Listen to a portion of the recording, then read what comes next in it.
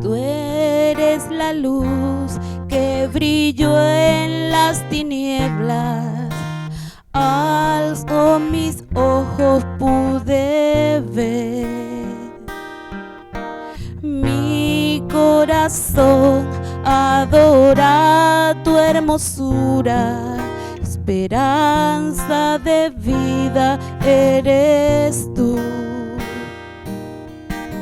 Vine a adorarte, vine a buscarte, vine a decir tú eres mi Dios.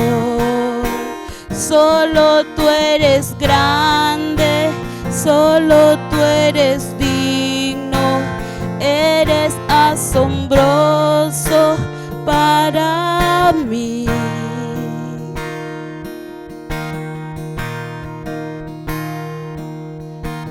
Tú eres la luz que brilló en las tinieblas. Alzo mis ojos, pude ver. Mi corazón adora tu hermosura. Esperanza de vida eres tú.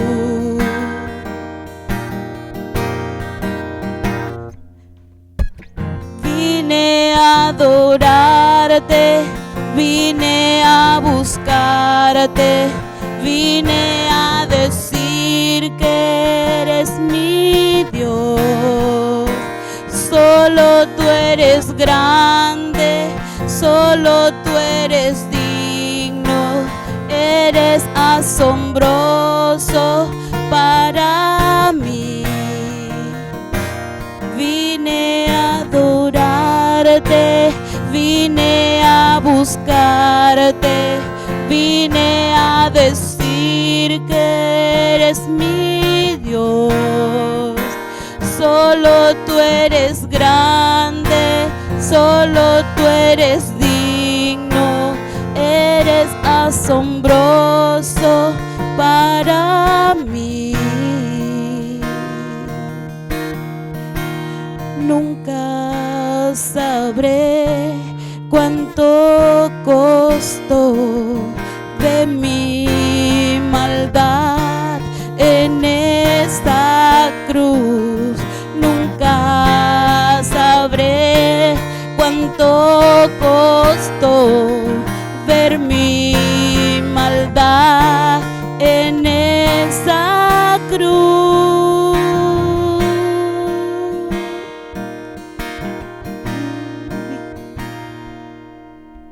Vine a adorarte, vine a buscarte, vine a decir que eres mi Dios. Solo tú eres grande, solo tú eres digno, eres asombroso para mí.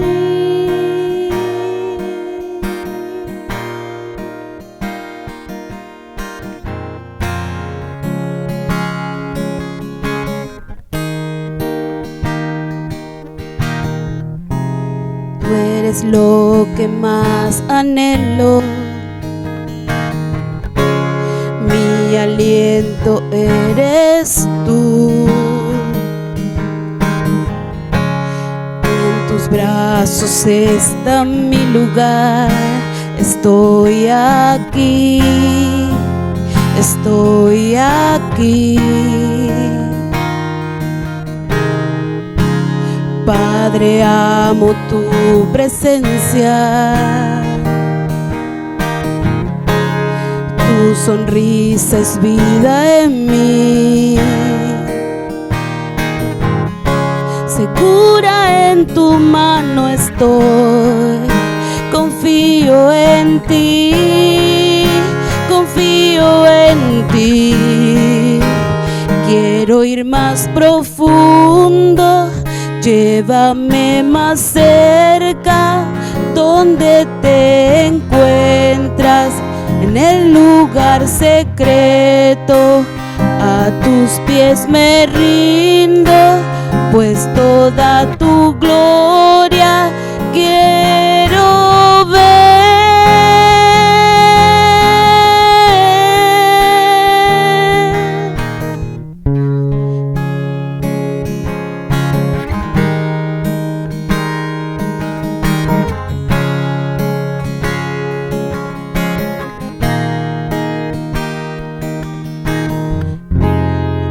Eres lo que más anhelo, mi aliento eres tú. En tus brazos está mi lugar, estoy aquí, estoy aquí. Padre, amo tu presencia, tu sonrisa es vida en mí. Segura en tu mano estoy, confío en ti, confío en ti. Quiero ir más profundo, llévame más cerca, donde te encuentras, en el lugar secreto. A tus pies me rindo, pues toda tu gloria quiero ver.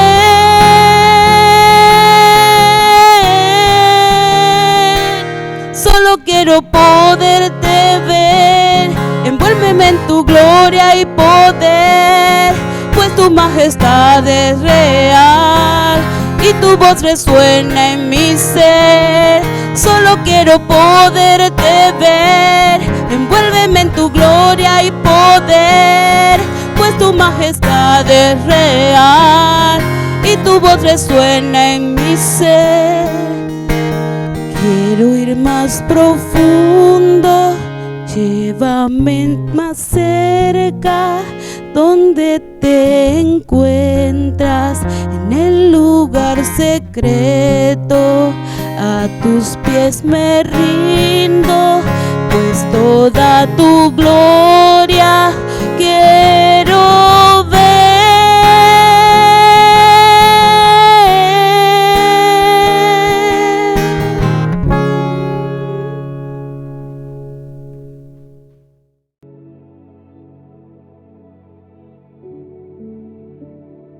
Ahora te invito para que nos acompañes en un tiempo de intercesión por Venezuela. Y desde el lugar donde tú te encuentras, cierra tus ojos un momento. Acompáñame a levantar un clamor por nuestro país, por nuestra tierra, Venezuela. Padre, te damos toda la gloria. Señor, nosotros sabemos que tú eres Dios soberano, que tú reinas, Señor, sobre todas las naciones. Señor, te damos todo el honor que debidos, Padre, a tu nombre. Señor, pero en esta hora, en unión con mis hermanos, desde el lugar, Señor, donde ellos se encuentran, queremos poner delante de ti a Venezuela. Padre, levantamos un clamor, Señor, por esta tierra, Señor, donde nosotros sabemos que fluye leche y miel. Padre, clamamos para que cese la violencia en medio de nuestro país. Padre, para que cese, Señor, toda muerte violenta. Oh Dios, clamamos, Señor, por una reconciliación nacional en medio de nuestra nación.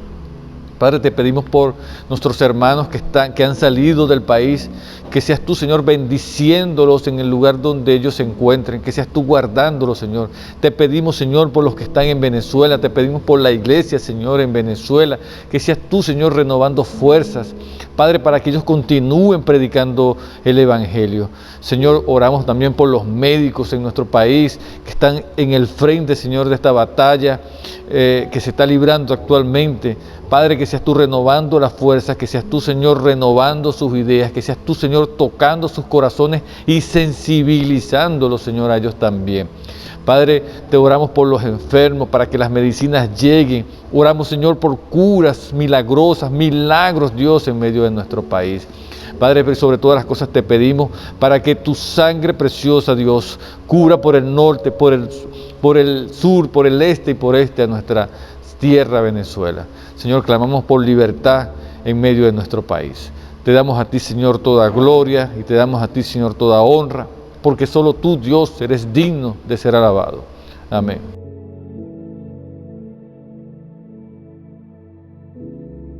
Qué bueno es adorar a nuestro Dios, qué bueno es alabar a nuestro Señor. Ahora yo te invito para que a través de nuestros diezmos, nuestras ofrendas, también alabemos a nuestro Dios. Esa es otra forma de alabarlo, es una forma de reconocer que todo lo que nosotros tenemos proviene de Él, es de Él, y que nosotros solamente traemos a su casa de lo que Él mismo ya nos ha dado. Padre, yo te doy gracias, Dios, Señor, por el privilegio que tenemos nosotros de ser partícipes en los diezmos, Señor, en las ofrendas. Padre, yo pongo delante de ti la vida de cada uno de mis hermanos que ha dispuesto, Señor, en su corazón traer a tu casa de lo que ya tú le has dado. Señor, también clamamos en esta hora por aquellos que por alguna razón no pueden ser partícipes, Dios, de las ofrendas y de los diezmos. Mas sabemos, Señor, que eres tú quien nos guarda, quien nos sustentas, quien suple, Señor, cada una de nuestras necesidades. Padre, ponemos delante de ti a los que están buscando trabajo, a los que todavía, Señor, en este momento no tienen un empleo. Ponemos delante de ti, Señor, los que están buscando estabilidad económica. Padre, que seas tú, Señor, abriendo las puertas, que seas tú, mi Dios, conectándolos, Señor, con las personas correctas. Padre, que seas tú, Señor, abriendo conexiones, las conexiones necesarias, Señor, que esos currículos lleguen, Dios, a las manos ciertas. Padre, te damos a ti toda la gloria y te damos a ti, Señor, toda honra, en el nombre de tu Hijo amado Jesús de Nazaret. Amén.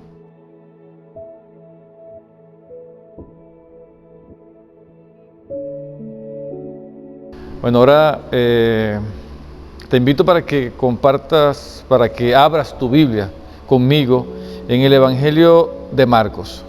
Quiero compartir contigo esta porción de la Escritura. Son dos historias realmente que están relacionadas, que nos las podemos encontrar en el Evangelio de Marcos, en el Evangelio de Mateo y en el Evangelio de Lucas. Pero primero te invito nuevamente a orar. Vamos a orar para que sea Dios hablando a nuestros corazones en esta hora, para que sea Dios tocando nuestras mentes, para que se rompa toda estructura en el nombre de Jesús. Padre, ponemos este tiempo delante de ti, tiempo, Señor, de compartir tu palabra, que es el verdadero alimento. Señor, te pedimos en esta hora que seas tú tomando el control, que seas tú, Señor, hablando a cada uno de nosotros. No importa en el momento, Señor, que mis hermanos estén escuchando este mensaje, que sea tu palabra, Señor, penetrando, Dios, en sus mentes, en sus corazones, rompiendo toda estructura, Señor. Padre, te damos toda la gloria y te damos toda la honra en el nombre poderoso de tu Hijo amado Jesús de Nazaret. Amén. Como te decía, te invito para que abras tu Biblia en el Evangelio de Marcos, capítulo 5. Capítulo 5, vamos a leer del versículo 21 en adelante. Como te decía, estas dos historias que están aquí entrelazadas, las puedes encontrar también en el Evangelio de Mateo, la puedes encontrar también en el Evangelio de Lucas, Mateo 9, Lucas capítulo 8, ¿no? Acompáñame. Dice la palabra de Dios: pasando otra vez Jesús en una barca a la orilla, se reunió alrededor de él una gran multitud y él estaba junto al mar. Es importante destacar que para este momento ya Jesús era bastante conocido. Si nosotros tomamos como referencia el milagro de la multiplicación de los panes que narra el mismo evangelista Marcos en el capítulo 6, Marcos habla de aproximadamente 5.000 personas, no aproximadamente, habla de 5.000 personas. Entonces, nosotros estamos hablando en este caso que Jesús estaba siendo rodeado por centenas, posiblemente en ese momento por miles de personas que lo estaban aguardando a él para que regresara. Si nosotros nos vamos un poco más atrás, el evangelista nos cuenta, Marcos nos cuenta que Jesús había ido a la región de los Gadarenos y ahí ocurre otro milagro de nuestro Señor Jesús, una liberación de unos endemoniados. Entonces Jesús está regresando de este viaje y Jesús está siendo esperado por una multitud. Dice la Escritura, versículo 22, y vino uno de los principales de las sinagogas llamada Jairo, y luego que le vio, se postró a sus pies. Ya Jesús era conocido también dentro de la sinagoga. Marcos nos cuenta en el capítulo 1 que Jesús había estado en la sinagoga de Capernaum. Estos hechos acontecen también en Capernaum. Jesús había estado en la sinagoga de Capernaum. Jesús, la gente se maravilló, la gente quedaba asombrada de cómo enseñaba Jesús, ¿no? Y Marcos narra que justamente en el capítulo 1 habla también de la liberación de un endemoniado. Y dice que en ese momento la fama de Jesús se extendió. Es decir, que posiblemente Jairo ya conocía de Jesús hacía mucho tiempo. Ya inclusive, posiblemente ya Jairo podía haber visto a Jesús, haber hecho milagros. Pero dice que en este momento Jairo se acerca a Jesús y que cuando lo ve, dice la Escritura, él se postra delante de Jesús. Ahora, ¿por qué? ¿Qué motiva a Jairo? ¿Qué motiva a este hombre que aun cuando su ejercicio era de carácter laico, indudablemente tenía una relación muy cercana con las instituciones religiosas de Jerusalén, con los fariseos en aquel momento, y con todo lo que representaba la estructura religiosa? ¿Qué hace que este hombre se acerque a Jesús? Y no solamente que se acerque a Jesús, sino que dice la Escritura que se postra delante de él. En el versículo 23, el evangelista Marcos nos lo deja claro y dice, y le rogaba mucho diciendo, mi hija está agonizando. Jairo se presenta delante del Maestro, se presenta delante de Jesús, se postra delante de Jesús para decirle, mi hija está agonizando, ven, pon las manos sobre ella para que sea salva y vivirá. Indudablemente la enfermedad que tenía la hija de Jairo, usando una palabra de nuestro español, sería como, en este caso, desahuciada, ¿no?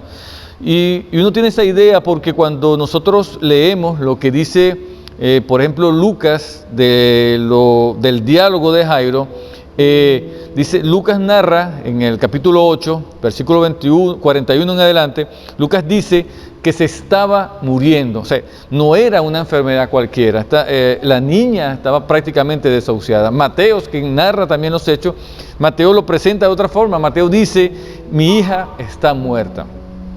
Para aquellos que quieren encontrar contradicciones en la Escritura, toman como argumento para decir que aquí hay una contradicción. Efectivamente, para nosotros que creemos que la Escritura de Dios no tiene contradicciones, sabemos que evidentemente ahí no hay una contradicción. Yo lo entiendo perfectamente porque me tocó vivir una experiencia con la enfermedad de mi mamá y su posterior partida con el Señor, que en el momento más difícil mi oración para Dios era, Señor, que viva, aun cuando ella estaba viva en ese momento, mi oración era, Señor, que viva. O sea, entendía de alguna manera, de acuerdo al diagnóstico que los médicos nos estaban dando en ese momento, que la esperanza era cero. Y mi oración hacia Dios en ese momento era, Señor, que viva, aun cuando ella estaba viva. O sea, y no hay una contradicción, yo no encuentro ninguna contradicción. Lo que sí entiendo es que la enfermedad de la hija de Jairo era de tal magnitud que de un momento a otro ella podía morir. Hay algunos teólogos que coinciden en decir que cuando Mateos dice, mi hija, cuando Mateos narra que lo que dice Jairo es que mi hija está muerta, ellos dicen que la traducción correcta en ese caso sería decir que mi hija está tan enferma que posiblemente en este momento ya está muerta. Para mí se hace difícil verificar eso porque ellos lo toman del griego original. Pero tomando lo que dice Mateo, tomando lo que como lo redacta Lucas y tomándolo como dice Marcos, para mí me queda claro que lo que se está haciendo referencia es una enfermedad de tal magnitud, como les decía antes, la niña estaba desahuciada y que, como vamos a ver más adelante, muere. Y Marcos dice de esta manera, dice, pon las manos sobre ella para que sea salva y vivirá. Marcos también está diciendo en ese momento, la niña está viva, pon tus manos sobre ella, no solamente la vas a salvar, sino que ella va a vivir. Y hace referencia al vivir en ese sentido, en el sentido de que ya no hay esperanza y la esperanza está siendo tú. Ahora, en el versículo 24 nos dice la Escritura que Jesús fue. Jesús no dice, no hay registrado nada de lo que nuestro Señor Jesús haya dicho, sino simplemente la Escritura dice, como en el versículo 24, en el Evangelio de Marcos, Él dice, y fue pues con Él. Y aquí hay una diferencia, si usted recuerda un poco el centurión le dice, Señor, yo no soy digno de que entres a mi casa, di la palabra, ¿no? Para Jairo sí era necesario que fuera hasta su casa. Y no solamente nuestro Señor Jesús va, dice la Escritura que y le seguía una gran multitud que le apretaba. Entonces este hombre, Jairo, un principal de la sinagoga, un momento de desesperación, un momento que ya entiende que no hay más esperanza, y aunque posiblemente ya había escuchado hablar de Jesús, y aunque posiblemente, como vemos en Marcos 1, que Jesús hace un milagro dentro de la sinagoga, ya posiblemente Jairo hubiese visto que Jesús había hecho milagro, él rompe todos los protocolos, deja de un lado su estatus social para irse a postrar delante de este rabino, que ya para ese momento era un enemigo de los principales líderes religiosos de Jerusalén. Ahora, el motivo queda claro. Lucas añade datos adicionales sobre la niña que nos dice Marcos. Marcos nos dice que era su hija única. Lucas nos dice, que era su hija única. Lucas también nos dice que era una niña que tenía 12 años. Ahora, cuando nuestro Señor Jesús decide ir, la multitud va detrás de nuestro Señor Jesús, acontece otra cosa. En el versículo 25 dice la Escritura, pero una mujer, mientras que Jairo convence al maestro que él le siga, Jesús va con él, la multitud lo está rodeando, pero acontece algo adicional. Una mujer, nos dice el evangelista Marcos, pero una mujer que desde hacía 12 años, y aquí hay una coincidencia, la hija de Jairo tenía 12 años y esta mujer tenía 12 años con una enfermedad. En el momento que esta niña está naciendo, esta mujer comienza a padecer este sufrimiento con esta enfermedad. Dice, pero una mujer que desde hacía 12 años padecía flujo de sangre. Para nosotros entender un poco el contexto de lo que esta mujer estaba viviendo, no solamente producto de la enfermedad, sino el hecho de que socialmente era una mujer aislada. De acuerdo a lo que estaba establecido en la ley mosaica, en el libro de Levítico, esta mujer no podía tocar nada, no podía estar en contacto con nadie, porque todo lo que ella tocara, a quien ella tocase, se convertía en algo inmundo, tenía que ser rechazada, ella tenía que mantener distancia, o sea, socialmente era una persona aislada, socialmente era una persona que estaba sola. Y dice que tenía 12 años, dice la Escritura nos dice que tenía 12 años con esta condición. En el versículo 26 dice, y había sufrido mucho de muchos médicos.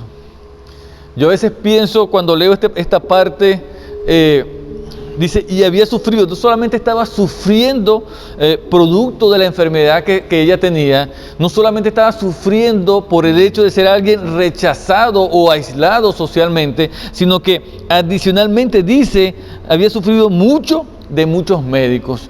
No sé si es el trato que estaba recibiendo, yo no sé si fue una mujer que posiblemente fue engañada, pero lo que sí termina aconteciendo es que, y gastando todo lo que tenía y nada había aprovechado, dice la Escritura, antes le iba peor. Es decir, esta mujer sufrió por los médicos, gastó todo lo que tenía, y a pesar de que hizo todo esto, le iba peor. Y entonces aquí nos encontramos un paralelismo entre la historia de Jairo y entre la historia de esta mujer. Pudiésemos decir, dos causas ante los ojos de la humanidad, de los hombres, dos causas perdidas. Una niña desahuciada que en cualquier momento podía morir, y una mujer con una enfermedad que no solamente la había llevado a ser descalificada, sino que la llevó a perder todo, y que para los médicos no tenía ninguna cura. Dos causas perdidas. Que para nuestro Señor Jesús no hay causas perdidas. Y entonces hay otra similitud que nosotros podemos encontrar en esta historia, sino que ellos escucharon hablar de Jesús y ahí fue que se movieron a buscar de Jesús. Ella dice aquí en el versículo 27, cuando oyó hablar de Jesús, vino por detrás entre la multitud y tocó su manto. Jairo tuvo que romper con ciertos esquemas religiosos para poderse acercar a Jesús. Él tuvo que dejar de un lado su estatura social, él tuvo que dejar de un lado lo que nosotros llamamos su renombre, su posición dentro, incluso posiblemente dentro de la sinagoga. Y esta mujer también tuvo que dejar de lado mucho de la religiosidad que la obligaba a mantenerse distante. Y tuvieron que romper con eso para acercarse a Jesús.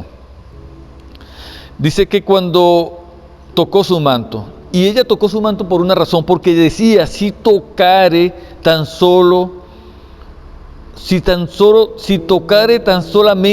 su manto, seré salva. Esta mujer tenía una fe.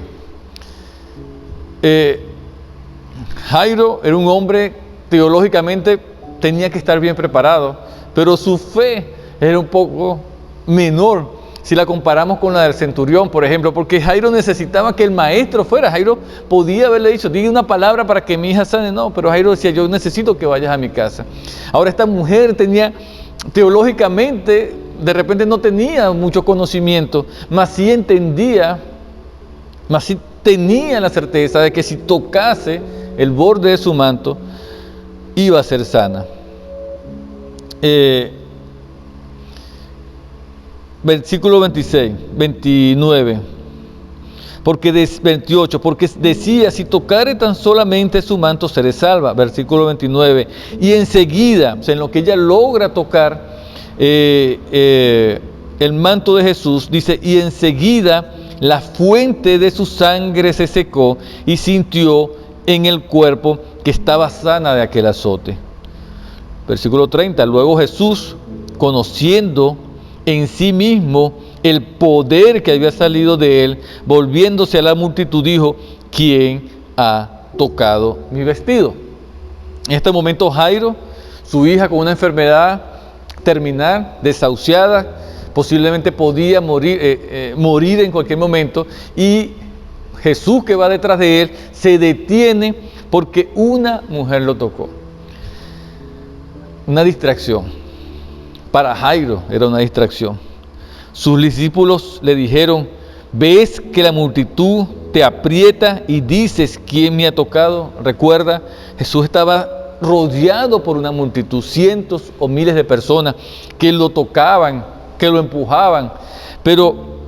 Y por eso los discípulos le preguntan en el versículo 31, ¿quién me ha tocado? Señor, vas a preguntar quién me ha tocado. Mira, pero miraba alrededor para ver quién había hecho esto. Indudablemente yo creo que Jesús sabía quién lo había tocado y Jesús sabía lo que había acontecido. Entonces la mujer temiendo. ¿Y por qué ella estaba temiendo? Ella temía porque sabía lo que había hecho. Era una mujer impura, no se podía mezclar dentro de la multitud y mucho menos tocar a un rabino. Y esta mujer se atrevió a todo esto. Y esta mujer temiendo y temblando, sabiendo lo que en ella había sido ella, vino y se postró delante de él y le dijo toda la verdad. La enfermedad de Jairo, de la hija de Jairo, era algo urgente. La enfermedad de esta mujer posiblemente era algo que podía esperar. Ya tenía 12 años. Media hora más posiblemente no hacía la diferencia. Hay otra diferencia. Jairo era un hombre que tenía cierto estatus, le permitía llegar hasta Jesús. Esta mujer no podía acercarse a Jesús. Económicamente había una diferencia. Como Jairo era un principal dentro de la sinagoga. Jairo gozaba de cierta reputación. Esta mujer, por el contrario, era alguien que había perdido todo.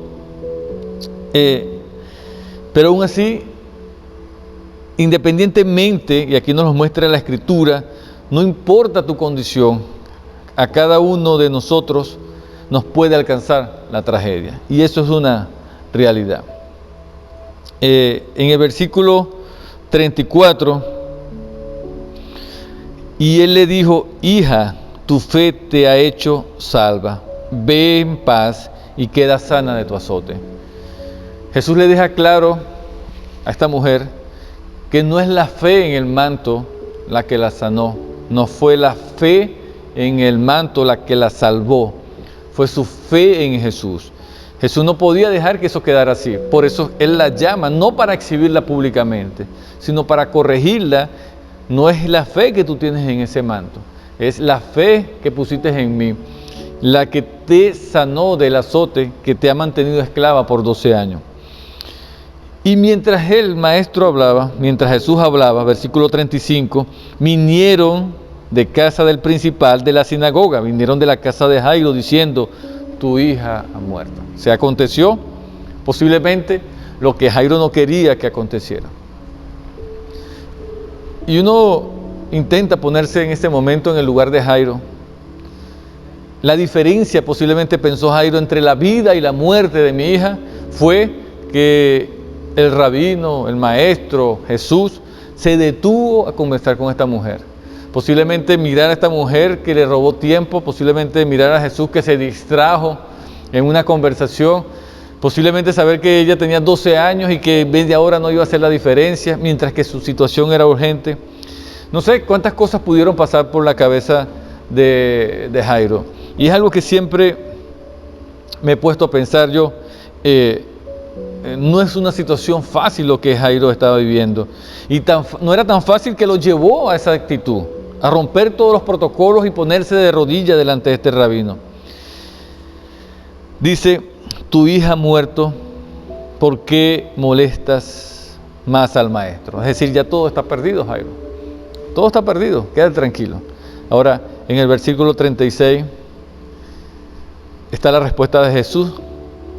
Pero Jesús, luego que oyó lo que se decía, dijo al principal de la sinagoga, no temas, cree solamente. Y ahí yo pienso, yo no sé si usted hace este ejercicio cuando lee la palabra de Dios, yo generalmente hago este ejercicio, intento imaginarme todas las cosas que estaban aconteciendo, todo lo que ven a ese alrededor. A Jairo le tocó caminar, la Escritura no nos dice exactamente qué distancia tuvieron que caminar ellos, pero a Jairo le tocó caminar con Jesús hasta su casa, sabiendo la noticia que le habían dado, su hija había muerto. Pero Jairo tenía dos opciones en ese momento. Jairo tenía la opción de quedarse con el pensamiento de mi hija ha muerto y todo está perdido, o tenía la opción de quedarse con la palabra de nuestro Señor Jesús de no temas, cree solamente.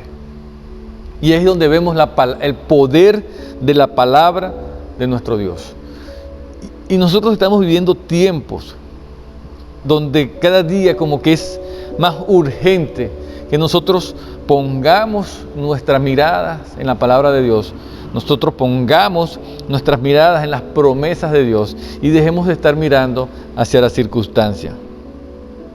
Versículo 37, y no permitió que le siguiese nadie, sino Pedro, Jacob y Juan, hermanos de Jacob. Y vino a casa del principal, Jesús llega a la casa del principal de la sinagoga y vio el alboroto, ya estaban los actos fúnebres, a los que lloraban y lamentaban mucho, y entrando les dijo, ¿por qué alborotáis y lloráis? La niña no está muerta, sino duerme. Yo me imagino Jairo mirando todo esto, y se burlaban de él, mas él, echando fuera a todos, tomó al padre y a la madre de la niña y los que estaban con él, y entró donde él estaba la niña, y tomando la mano de la niña le dijo, Talita cumi, que traducido es, niña, a ti te digo, levántate. Y luego la niña se levantó y andaba, pues tenía 12 años, y se espantaron grandemente. Pero él les mandó mucho, que nadie lo supiese, y dijo que se le diese de comer. Posiblemente, quién sabe cuántos días pasó esta niña enferma, quién sabe cuánto tiempo tenía sin comer, y una de las primeras cosas que manda nuestro Señor Jesús es que se le dé de comer. Aunque parecieran dos historias diferentes, son dos historias que tienen mucha similitud. Ellos esperaron, dejaron que Jesús fuera la última opción. Esta mujer gastó todo, Jairo, quién sabe qué más hizo, pero dejaron que Jesús fuese su última opción. Los dos fueron de rodillas delante de Jesús, pero los dos también pusieron su confianza en Jesús para ser la respuesta a la necesidad de cada uno de ellos.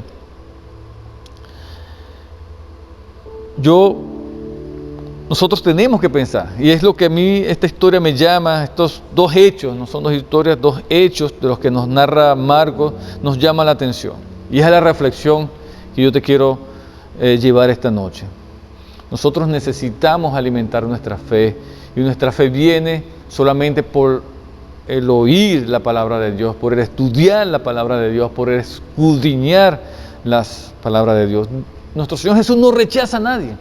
No importa tu condición, no importa tu situación, no importa en el lugar que te encuentres, nuestro Señor Jesús no rechaza a nadie. No lo dejes de última oportunidad. Hoy tú te puedes acercar a Él.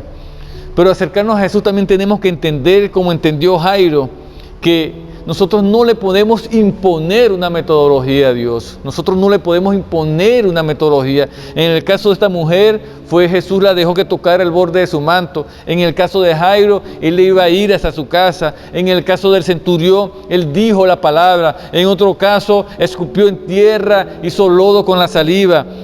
Nosotros no podemos imponerle la metodología a Dios. Y lo otro que tenemos que entender y que nos enseña la palabra de Dios a través de episodios en la vida de Jesús es entender los tiempos de Dios. Nosotros